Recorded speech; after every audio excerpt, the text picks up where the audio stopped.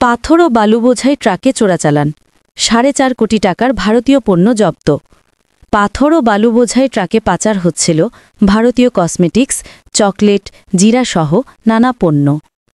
গোপন সংবাদের ভিত্তিতে গতকাল বিকাল থেকে রাত পর্যন্ত ঢাকা-সিলেট পুরাতন মহাসড়কের চুনারুঘাট উপজেলার সাতছড়ি এলাকায় অভিযান চালায় বর্ডার গার্ড বাংলাদেশ বা বিজিবির হবিগঞ্জ ব্যাটালিয়ন।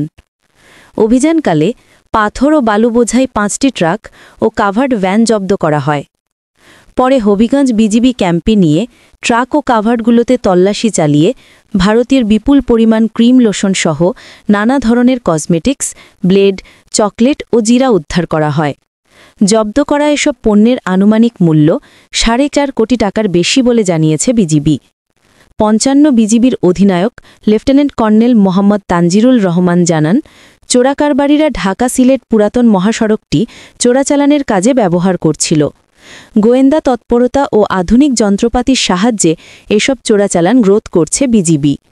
তিনি আরও জানান, চলতি মাসে বিভিন্ন অভিযানে প্রায় ৯ কোটি টাকার ভারতীয় চোরাই পণ্য আটক করা হয়েছে।